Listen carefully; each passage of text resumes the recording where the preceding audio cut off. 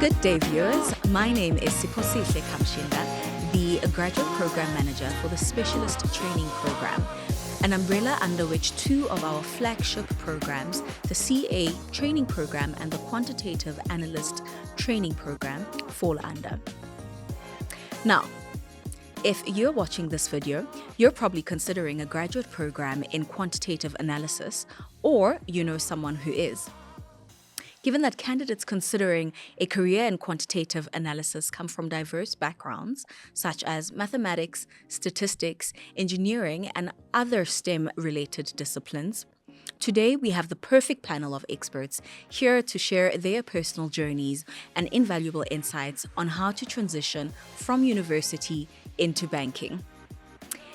Joining me today are esteemed alumni and current graduates and a line manager of the program who are here to share their first-hand experience of their journey. But before we jump into the discussions, I'll hand over to my panelists to introduce themselves. Please start off by sharing your name, your qualification, place of study, as well as your current role or rotation. Riaza? Hi, my name is Riaza Detoy, and I studied chemical engineering at the University of Cape Town. I'm currently a quantitative analyst in model risk management under group risk analytics. Hello, everyone. My name is Plasane Mdleje. I studied a master in advanced data analytics at the University of Pretoria. I am currently a quantitative analyst in the operational risk and conduct risk analytics space. Sure. Cool. So hi everyone, my name's Carla Marie Smuts. I studied financial risk management at the University of Stellenbosch, and I'm currently a second year graduate, currently rotating within the secured pricing and policy space. Thank you. Thank you very much, everyone. Now, to our viewers, as you've all heard, none of my panelists are the same, and neither are you. At Nedbank, we understand that fully. No two people are the same, nor do they have the same career aspirations. As such, our graduate program allows our graduates the opportunity to tailor-make their rotations to align with each individual's career aspirations, ensuring that each person's journey is not only fulfilling, but also unique. Pila, starting off with you, please run us through the various rotations that you have had exposure to and give us a glimpse of key projects that you've worked on. All right, thanks, Sihle.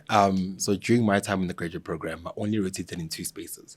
One being CRA, Credit Risk Assurance, where there I was doing an RWA tracking dashboard to understand the drivers of RWA across the group. Then secondly, it was the operational risk analytics space, there where the main project that I was involved in was transitioning from the AMA model to the NSA model in order to measure operational risk capital. Awesome. Now, in your first rotation, you mentioned a whole lot of acronyms there that people that aren't within Nedbank might not be privy to. Can you please just expand on what GRA is for our viewers, as well as what RWA is?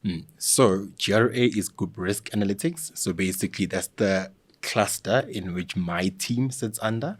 And then RWA is risk-weighted assets, which are basically, it speaks to our capital.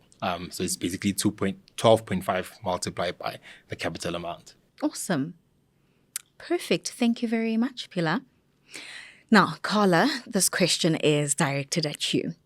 When I'm interacting with students at the various university engagements, a common worry amongst students is what coding language they need to know, as well as how proficient they need to be in said coding language.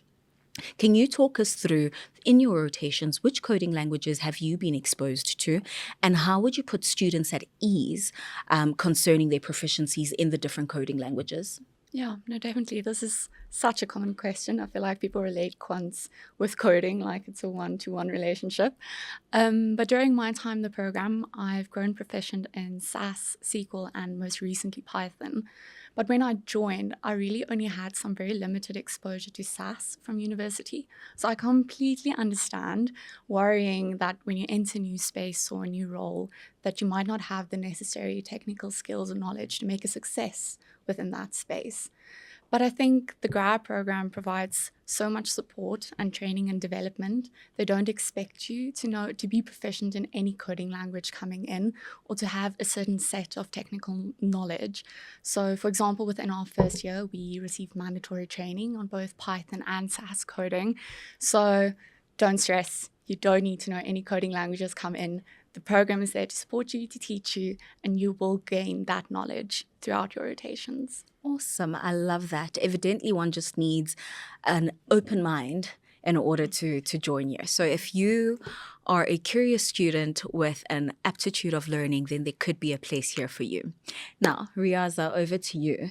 Another concern that is relatively spoken about from students when we are on campus, especially engineering students, is firstly a look of shock that banks consider engineers, and then followed by a question is, what on earth does an engineer do in banking? As someone who studied engineering, can you talk us through why did you choose banking? What were the drivers that helped you choose banking? And what were some of the deciding factors that helped you in choosing your rotations? Okay. No, I think it's a very valid question. And I think sometimes many engineers don't even know that they can be a quantitative analyst.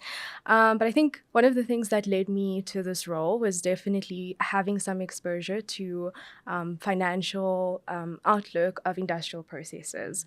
And here I came with the issue, or I encountered the issue rather, of basically sourcing financing for many of the chemical engineering processes and innovative ideas that we often design as engineers. And I guess this is where I tapped into a whole new world of what goes behind actually lending out to different companies. And then obviously that led me to quantitative analytics and everything involved with credit risk, which was much larger than just industry. So I think what I first wanted to gain exposure to was modeling experience, because I think upon joining and even in our assessment, we often heard of EAD, LGD, PD, and I just wanted to know a little bit more about the modeling. So I joined the Wealth Financial Lab, which was in the retail business banking cluster.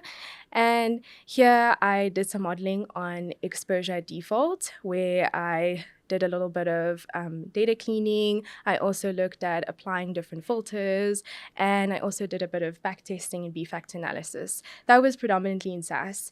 I then moved on to the group risk analytics space because I thought, let me try a different cluster.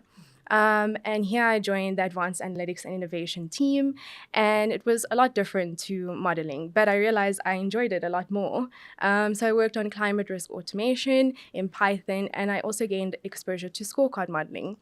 Then I moved back to retail and business banking within the data and analytics space, given that I enjoyed the advanced and analytics innovation team so much.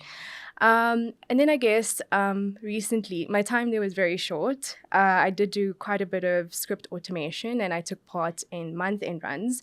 But then I went permanent in the model risk management team, which is back in group risk analytics, because I realized I love that space so much. It being a sister team of advanced analytics and innovation, I knew that I would enjoy my time there, and I had already been exposed to some of the work that they do. Awesome. Thank you very much for that. Very thoughtful approach that you've taken into picking your rotations and your exposures. Sometimes graduates are interested in getting work exposure in business units that aren't on the rotation cycle. The Quant graduate program, as we know, affords grads the opportunity to harvest rotations. Now, Pila, you've had experience in harvesting/extending a rotation. Can you talk us through how this helped you meet your career goals? Yeah, I think that's one of the great things about this program is the fact that you do get a list, right, of quite a number of rotations that you can go into. But yes, it does happen sometimes that some of those rotations don't necessarily align to your career aspirations, right? So that freedom of being able to source a rotation where you can essentially set up a coffee chat with the manager, get to know what the team does, and then if it interests you like that you can go into that space. So I was one of the people that did that slightly. It's a rotation that normally is on the list, but during that time, it wasn't.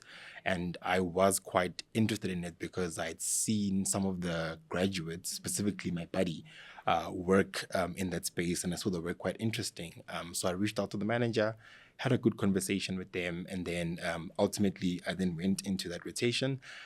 Funny enough, it's a space in GRA as well. Enjoyed it so much to a point where I extended my rotation because I just wanted to follow through on certain projects, and I also felt like there was still more that I could get exposed to. Just an offside question. Which year was this? Your first or your second year?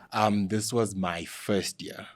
Yeah, so second rotation. Perfect. I love that because it just highlights that even coming in as a graduate, you do impactful work, not just in the team, but in the greater organization as well. So thank you for that, Pilar. So, moving on to a segment regarding Banking Bootcamp. For our viewers watching, induction is an integral part of our development program.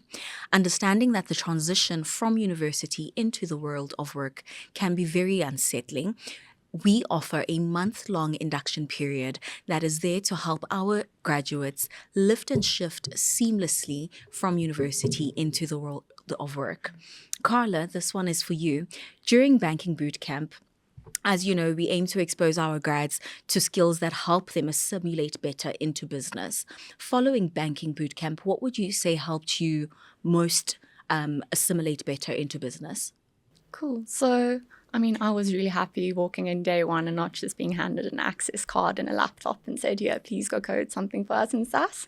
So it really is such a fun experience and really helps you find your feet as a completely new joiner, like you haven't had a job before. So I think Banking Bootcamp really lays a strong foundation and equips you with a wide range of tools which prove invaluable once you do start within your first rotation. So the training covers a wide variety of topics. It's sessions on how the bank operates, your own personal branding, presentation skills, business etiquette. So it really is very tailored to you as an individual. It focuses on technical aspects as well as soft skills. So I think what I found most helpful when I joined my first team is that I already had a solid context about what the business does. And I think that allowed me to show up in a much better way. I knew how to present myself and sort of become a valuable member of the team much earlier, I think, than if you just jumped in, here's your laptop, please go do this for us. So yeah, I think it's quite unique to our grad program and so invaluable once you join that first team. Happy. Thank you very much, Carla. Now, Riaza, back to you and your engineering. Noting that, again, you studied engineering and coming into banking, I'm sure you're just like, I wonder what I'm going to do here, right? I'm sure the banking simulation was something that helped you greatly in understanding how to marry the theoretical skills that you learned within university into the practical environment you found yourself in. For the benefit of the viewers, please unpack what banking simulation is and what were the key discoveries that you came across that helped you best. Yeah, sure.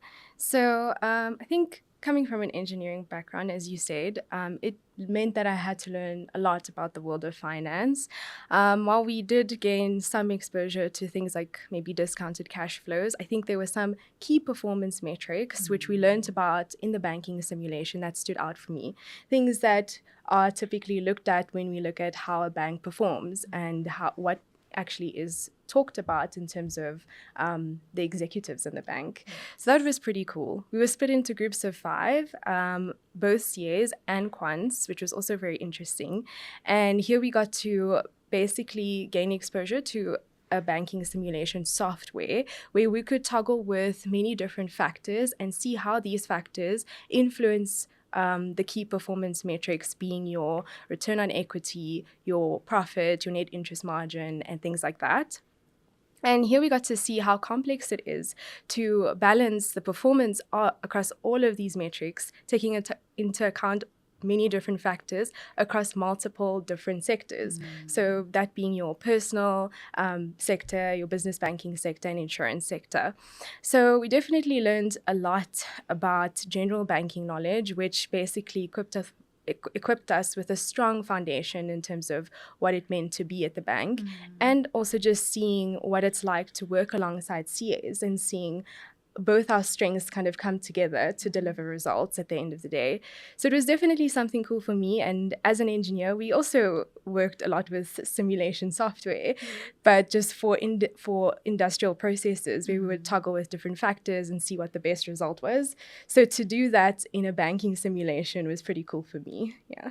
Thank you. I love that you've highlighted two things. One, even from banking bootcamp, you'll find yourself working with people that have completely different skill sets than you in order to meet a common goal, which I think simulates the world of work quite greatly, right? And then also with regards to the simulation software, that even when you come from a technical background, there are some transferable skills that you can use in a completely different space that you find yourself in. Definitely. Thank you for that. So, within our Quant graduate program, we take pride in developing well-rounded individuals that are not only technically sound, but also possess strong interpersonal skills. We do this by exposing our graduates to various initiatives under the 3 pillars that make up our graduate office, namely social, marketing, and recruitment. We believe this helps them not only grow, but also enhance their leadership skills, public speaking, project management, and other soft skills that they need to flourish in the world of work. Carla, coming to you, tell me, how has your participation in the various PI initiatives contributed to your professional development? Cool. So definitely rotations are there for that technical experience, right? Those skills. But program involvement has been so invaluable in developing your soft skills. So each and every graduate gets the opportunity to lead an event, and you're managing a team. You have to communicate effectively. You have to meet deadlines and communicate about expectations and challenges. And it's a whole different ball game from, your more technical skills. Yeah. And I think it's so invaluable in the way that it translates within your teams and in your rotations. So being able to communicate to your line manager, for example, that I think you learn from program involvement. Yeah. Being able to say, hi, I'm struggling, or I've seen this challenge in the project, how can we approach this? So that open line of communication. Time management and prioritization. You juggle so many projects at the same time. So being able to do that effectively makes you able to show up for your team better. And then I think something that's been invaluable to me has been the confidence that program management fosters in you. Yes. So I feel like I've been in various meetings and forums where I've had to present a project, and program involvement has given me that confidence to stand by my work and to answer questions with confidence and to really show up in a way that I don't think I would have had if it wasn't for program involvement. Awesome. Thank you for that. I love hearing, that not only do we help you show up for the team, but we also help you show up for yourself, because confidence is everything in this world, right? Thank you, Carla. Now, Pila, we know you were ahead in your first year, sir, something that is not very common. Tell us, now that you're a permanent employee within the bank, what are some of the transferable skills that you developed through PI that have helped you in your rotations and now in your permanent role? Yeah, I think there's quite a lot to choose from, really, but I'm just going to go into 2 specifically. The first one is leadership, right? I think now I am in a position where I can take ownership and accountability for my work. My manager doesn't really have to follow me around. It's that thing of being a self-starter and being able to follow through on the work that you do. Then secondly, it has to be time management, right? Because you are leading a team of other graduates. There's so many projects happening concurrently. You have QIF, you've got career affairs. It's a lot. So that has really taught me how to manage my work, in that I don't only work with one project. We work with various projects at a time. And obviously, some are deadline prone and you have to deliver, right? So I think that has really helped me be able to manage my time, to prioritize properly, and make sure I deliver impeccable work and on time. Awesome. Thank you very much, Pila. Now, Riaza, you are currently ahead of marketing for program involvement. Can you talk us through what the role of being ahead has involved and exposed you to this year? So being the head of marketing means that you essentially have to have a bird's eye view of all of the marketing initiatives for the Quant graduate program. And I think one of the main things is also just being able to look at the things that we did last year and being able to improve on the way that we market. So optimizing through also having a look at our data that we receive from the marketing events that we go to. And I think it's been a pretty exciting thing for me, being so involved, being able to physically bring the message of this wonderful program right to the doorstep of our students. That's something that I think is very heartwarming and fulfilling. And just also having a say or having a look at the way we actually show up and the way we portray ourselves as a program to students. And being not so long ago, being a student myself, knowing how students actually behave and think and trying to then see, okay, how can we use that to better market our program while still ensuring that while still ensuring that we maintain quality in terms of the graduates that we recruit. And then I think another part of it is being able to improve the way that our current graduates are experiencing the marketing portfolio and just ensuring that they're also enjoying the work that they are doing. And I guess being a marketing head, you have the leads of multiple teams that are kind of, in a way, reporting to you. And it taps into a whole different world of management, which I never had exposure to before. And I think being an introvert, this definitely pushed my boundaries. I was able to truly understand what it means to voice my opinions, voice my ideas. And when I felt something about the strategy, I was able to do so in a safe space. And I think that's really important when it comes to building your confidence.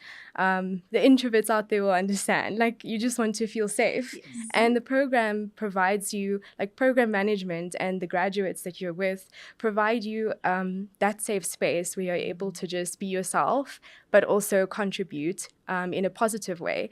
And I've really felt that in my role, I was able to actually make an impact. And that just speaks to delivering on Nedbank's motto at the end of the day, being a difference and making an impact. Oh, I love that. Thank you, Ree. I think the golden thread that I'm taking away from all of the answers that you've given is that leadership and a huge confidence boost, a safe space to boost you guys' confidence. So if you're looking to not only be technically sound, but also, raise that confidence within yourself, then please do look into applying to our grad program. Now, moving on to our learning and development, right? Our comprehensive program is really designed to help our graduates seamlessly move into the world of work. And we provide our graduates with tools and resources that help them thrive in their new roles. Pila, I'd like to start with you. Having been afforded the opportunity to study further and complete your master's through the staff bursary, how would you say this impacted your career? I think obviously not having to worry about finances, right? I think that was a great thing because I then get to holistically focus on my work. And at the time, because I got the bursary while I was in the program, also be able to focus on all my program involvement. So it's had a great impact. And I think it's so great that the program does support studying further the way that it does, right? And the great thing about it as well is that it's tailored to your needs. We all come in and we all have different aspirations. Other people want to do CFA, other people want to do FRM. I wanted to do a master's, and that's the thing. It's not only for a specific route. If you engage well with program management, explain your use case, then you get afforded the bursary, and then you get to do what you want to do. Awesome. Thank you. Over and above the in-house bursary, we also give students or graduates exposure to various learning platforms such as LinkedIn Learning, Udemy, Risk Business School, to name a few, in order to help them maximize their learning potential. Carla, of these various platforms that I've mentioned, which ones have you made use of, and how did they help you in your rotation? So firstly, I think I was so relieved coming in to know that the learning doesn't stop at university. They don't expect you to already know everything. There are so many resources and platforms available to continue your learning and your development. So as you mentioned, there are so many platforms. We have Udemy, LinkedIn Learning, digital learning platform, and something that I think is really cool is that within your first year, you attend these mandatory risk business school sessions. And what that is a very interactive, almost lecture style session with business experts on various topics. So it can be on capital, it can be model risk management, it can be ethics, anything you really think of, they will cover. So what's proven most valuable in my rotations, I think the moment it comes to a technical skill, like learning a coding language, I want to say Udemy, just because it allows you to learn at your own pace. It picks up at whichever level you are at, and you can really tailor your learning in that way. I think Risk Business School has been so cool to learn about all the different aspects of banking, the different areas that quants are involved in, and also getting to engage with these subject matter experts. Really, really cool. And then something that's maybe not necessarily a platform, but the network you develop within the program, whether that's your cohort, so the other grads in the program, alumni, people that were in some of the previous teams you rotated in. I find that whenever I approach a project and it might be on a topic or there's something I'm not quite sure about, I have this vast network of people that I can send a message and be like, hey, I'm unsure how this works. Can you maybe just quickly explain to me? Or would you be willing to jump on a call and just tell me what I should not be doing at least? So I found that very unique to the program and very, very valuable whenever I'm approaching a new project or topic. Thank you, Carla. I love that you've highlighted that everyone is willing to help, from the business experts that give their time to Risk Business School, as well as the alumni that the network of alumni that you get to reach out to. Now, equally important to exposure is the ability to reflect on the exposure that you've received. And Nedbank has the Quant Competency framework, which helps our grads reflect. Riaza, I'd like to bring this one to you. Tell us, how has the QCF helped you in your journey? So I think the QCF is very valuable in terms of helping you identify your strengths and weaknesses upon rotating throughout the different business units. While you may start on something and then maybe you feel like you know everything, you don't. And I guess the QCF is a really great way of just showing you what do you need to choose, it kind of guides you how to choose your next rotation, how to choose your next project, to essentially at the end of the day become a well-rounded quant, because it touches on your business acumen, your behavioral attributes, and also your technical skills.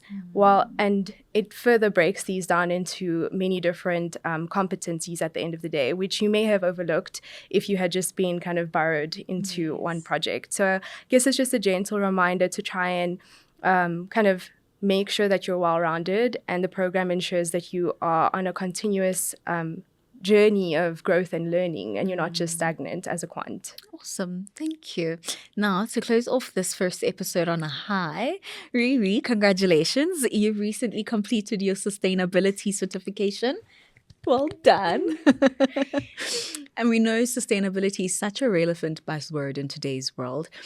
So this achievement clearly highlights how the graduate program fosters growth to its graduates. How would you say the grad office supported you in achieving this great milestone? Oh, thank you. This is definitely an achievement that I am quite proud of, due to it being an upcoming and relevant topic. And I think just thinking now, I can actually say I am actually a certified sustainability and climate risk certified sustainability and climate risk professional. That is something quite, to be proud of. But I do want to say that this achievement would not have been possible without the bursary which was offered to me through the program, and the immense support that I received throughout this studying journey. So I think just having those regular check-ins, both with program management and my line manager, them understanding that, I may need the space and time to cover the topics that were required. And then also having that opportunity to take study leave, that also definitely helps a lot. And it just shows that the program invests in the academic growth of their graduates, not only just what it means to be a quant, but also other things that you may want to achieve is possible, and they will help you get there. So I think it's definitely been, I haven't at any point felt like I haven't been supported, and it wouldn't have been possible without the amazing family that I'm a part of, which is the program. Yeah. Amazing. Thank you so much, Riaza. That brings us to the end of episode 1 of A Day in the Life of a Quant Graduate at Nedbank. Join us for our next episode, where we engage with an alumni as well as a line manager. See you next time.